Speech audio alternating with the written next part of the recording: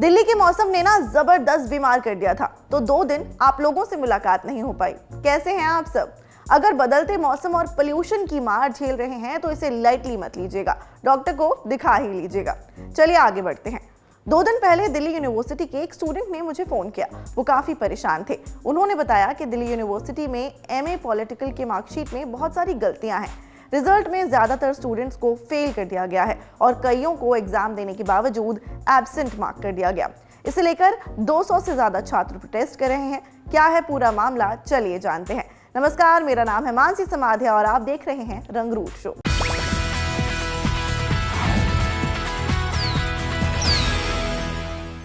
Delhi university के political science के final year के छात्र एडमिनिस्ट्रेशन से अपने फ्यूचर के लिए लड़ाई लड़ रहे हैं।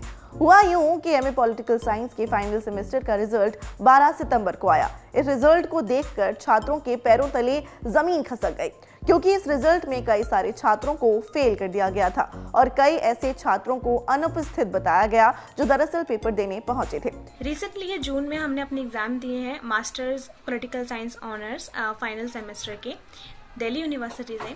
तो एग्जाम्स काफ़ी अच्छे गए थे, लेकिन जब रिजल्ट आया तो एकदम से ही अचंभित हो गई मैं देखकर, क्योंकि जो फर्स्ट सेकंड थर्ड सेमेस्टर के मेरे रिजल्ट था, मार्क्स थे, उसकी तुलना में फोर्थ सेमेस्टर में एकदम से ही मार्क्स डिक्लाइन हो गए। तो मुझे थोड़ा डिफॉल्ट सा महसूस हुआ। सेटिस्फेक्शन की तो बात ही छोड़ो।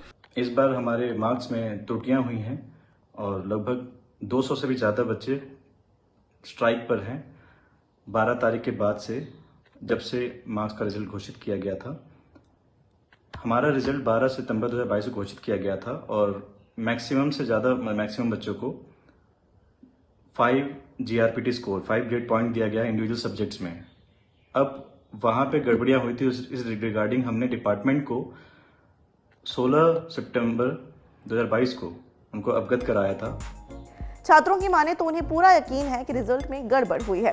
राजनीति दर्शन, जम्मू और कश्मीर में राजनीति और नैतिकता, भारत और इजराइल की तुलना, भारत में लोकतंत्र और मानवाधिकार, अंतर्राष्ट्रीय संबंधों जैसे सब्जेक्ट्स में सबसे ज्यादा गड़बड़ी होने का दावा किया गया है। मैं सीधा दिल्ली यूनिवर्सिटी में गई तो वहाँ पे मैंने बात करी, बट थोड़ा ऐसा कुछ सोल्यूशन मिला नहीं। तो फिर मैंने RTI फाइल करी। RTI फाइल मैंने 2 पेपर को लेके करी थी, जिसमें मुझे ज़्यादा डिफ़ॉल्ट लग रहा था। RTI फाइल करके मतलब मैंने आंसर स्क्रिप्ट्स मंगवा ली। इवेल्युएटेड आंसर स्क्रिप्ट्स देखने के बाद मुझे जो डिफ़ॉल्ट मिला, मेजर डिफ़ॉल्ट, वो यही मिला कि मार्क्स सब ठीक थे, अच्छी तरह से थे, बट जो बात है वो है इंटरनल मार्क्स ऐड नहीं किए हुए थे, जिसकी वजह से मुझे लगा कि हाँ, ये एक डिफ़ॉल्ट है जो कि एक मेजर इशू है स्टूडेंट्स के लिए, क्योंकि बच्चों को यहाँ पे 60% 55% भी नहीं बन रहा है। इवन कई बच्चे इस आधार पर फेल भी हुए हैं। तो आगे उनके फ्यूचर पे बात बन रही है। हमारे जो मार्क्स हैं वो सबको बहुत कम मिले हैं, जितनी हमारी एक्सपेक्टेशन थी उसके बाद हमने RTI फाइल करी है और RTI हमारे डिपार्टमेंट के 100 से ज़्यादा स्टूडेंट्स ने फ़ाइल करी है। और जब RTI की हमारी इवैल्यूएशन वाली आंसर कॉपीज़ हमको दिखाई गई हैं तो उसके अंदर अगर एग्जांपल के तौर पर मैं अपना नाम लूँ तो उसमें मेरा फाइनल सेमेस्टर में जो मुझे कॉलेज ने ग्रेड दिया था वो C था, जबकि मेरा रियल ग्रेड A होना चाहिए था RTI की कॉपीज़ के हिसाब से। तो इसके बाद हमने जब डिपार्टमेंट को ये सब बातें बताई तो उन्होंने इसको बिल्कुल बेसलेस बताया और बोला कि इसका कोई सेंस नहीं है and they are not listening to us. ये छात्र लगभग 1 महीने से प्रशासन से लड़ाई लड़ रहे हैं। इससे पढ़ाई का नुकसान तो हो ही रहा है, साथ ही आगे फ्यूचर के लिए कोई एग्जाम देना या फिर कहीं एडमिशन लेने में भी मुश्किल हो रही है। छात्रों ने इसे लेकर यूनिवर्सिटी प्रशासन को आवेदन भी दिए हैं, लेकिन फिलहाल इस मसले पर विभाग के HOD संगीत कुमार रागी ने कोई कार्रवाई नहीं की है और ना ही स्टूडेंट्स को कोई जवाब दिया है। उनमें डीन ऑफ एग्जामिनेशन को भी सारी बातों से हाईलाइटेड PDF से अपने रिजल्ट को उनको सामने प्रस्तुत किया था और जमा करके एक रिसीविंग लेके आए थे। उसके बाद हमने एग्जामिनेशन ब्रांच VC को भी उस दिन अवगत कराया। उसके बाद हमने रिमाइंडर दिया। रिमाइंडर देने के बाद भी 2 महीने बीत चुके हैं, स्टिल कोई रिस्पांस डिपार्टमेंट, ना ही HOD और ना ही एग्जामिनेशन ब्रांच से कोई रिस्पांस नहीं मिला हम लोग को। उसके बाद हम सभी बच्चों ने RTI फाइल की। RTI में रिस्पांस मुझे जो मिला है उसमें मेरे 3 सब्जेक्ट में 7 ग्रेड पॉइंट हैं और एक्चुअली में मेरे score 5 grade point individual subject में जो चढ़ रखे हैं। अब यहाँ पे गड़बड़ी मुझे ये समझ में आई है कि या तो इंटरनल्स के मार्क्स इन्होंने ऐड नहीं किए हैं, मेन मार्क को ही हमारा बेस बना के ग्रेड पॉइंट चढ़ा दिया गया है, या डेटा एंट्री में गड़बड़ हुई है। अगर ये गड़बड़ हुई है तो डिपार्टमेंट ने इस चीज को पहले क्यों नहीं देखा?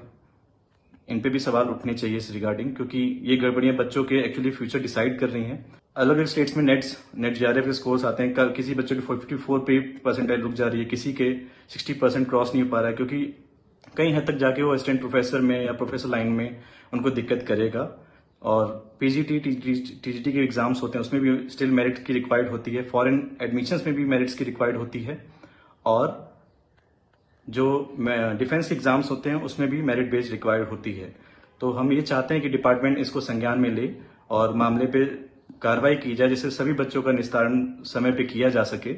पिछले 1-1.5 महीने से हम परेशान हैं, लगातार डिपार्टमेंट से बात कर रहे हैं, लेकिन डिपार्टमेंट हमारी एक भी बात नहीं सुन रहा है।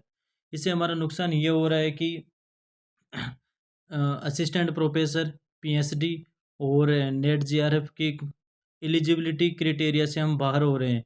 इस बार मेरा नेट क्लियर हो जाएगा। मैं ओबीसी कोटे से बिलोंग करता हूँ और मेरे इस बार 95 क्वेश्चन राइट हो रहे हैं, तो मेरा 100% नेट क्लियर हो जाएगा, लेकिन मेरे 55 नहीं बन रहे हैं मास्टर डिग्री में। अब बात यह है कि मार्क्स ठीक है, बहुत ज़्यादा मैटर नहीं करते, हमारा नॉलेज मैटर करता है, बट मार्क्स हमेशा एंट्री पॉइंट में हमेशा हमें जो है वो मैटर करते हैं। चाहे वो आप यूजीसी नेट के एग्ज़ाम के लिए देख लें तो एक पर्टिकुलर परसेंटेज आपको लाना होता है, पर्टिकुलर मार्क्स आपको लाने होते हैं।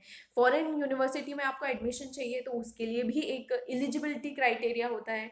यदि हमें फर्दर स्टडी करनी हो तो उसके लिए भी एक एलिजिबल क्राइटेरिया होता है कि आपका मिनिमम मार्क्स इतना आना चाहिए।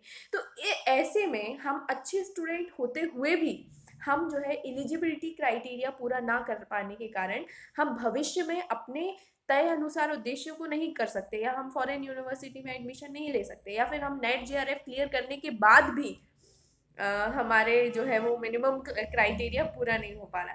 तो ये तो हमारे लिए एक भविष्य के लिए एक चिंता जैसा है। सबसे ज्यादा सरप्राइजिंग बात यह है कि इस मसले पर यूनिवर्सिटी की हायर अथॉरिटी से जब हमने बात की तो उन्होंने इस मसले पर कोई जानकारी नहीं दी। हालांकि स्टूडेंट्स एचओडी से लेकर यूनिवर्सिटी के वाइस चांसलर को सितंबर के महीने में ही ज्ञापन सौंप चुके हैं और मिनिस्ट्री ऑफ एजुकेशन में भी मसले को लेकर शिकायत की गई है। डीयू के डीन ऑफ एग्जामिनेशन तक इस मामले पर हमें कुछ नहीं बता पाए। हालांकि यदि यूनिवर्सिटी की तरफ से आगे इस पर कोई भी बयान आता है तो वो आप तक पहुंचाया जाएगा।